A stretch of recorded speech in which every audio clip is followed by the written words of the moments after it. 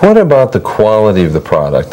We've heard a lot of criticism, and I think any of us who have hired people or interviewed people for jobs have been frankly appalled at the educational level demonstrated by people with high school diplomas.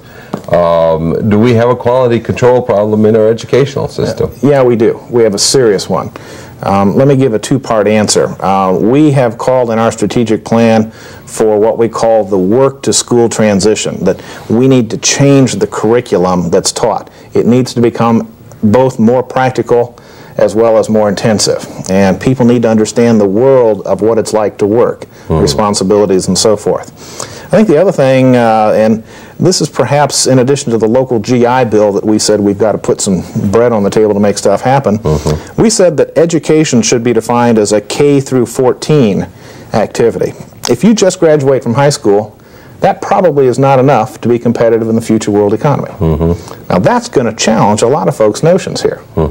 What we've said is to fulfill your obligations as an adult, you probably need to have at least 2 years beyond the high school level of education.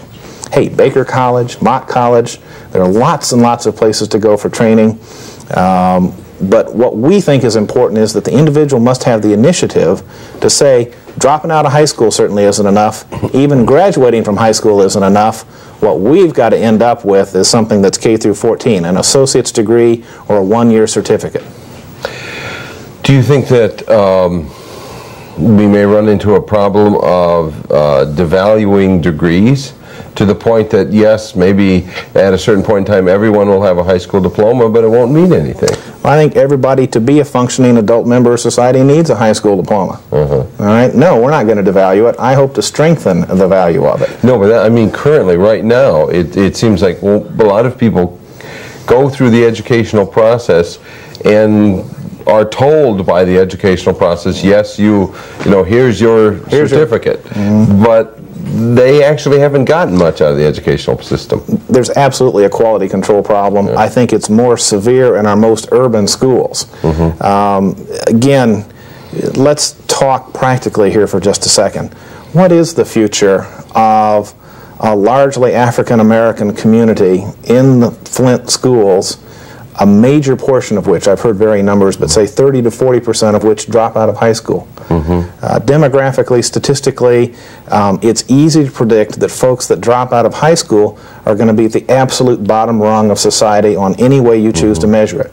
They'll have health problems, they won't have the income, they'll live in neighborhoods they would rather not live in. I mean, it is absolutely predictable that there will be economic and social problems in folks that drop out of high school. We haven't said that as clearly and as bluntly, perhaps, as a society if we need to. The notion that you can start a family and drop out of high school and be an economic success is false, and that's a tough one. People don't like to talk about it. Do you think we need the sort of campaign as we've seen in the anti-drug commercials? I mean, a very intensive, occasionally creative effort to communicate to people, unfortunately probably using television, which remains the main communication medium for all ages, I'll say, but that we need to do something like that?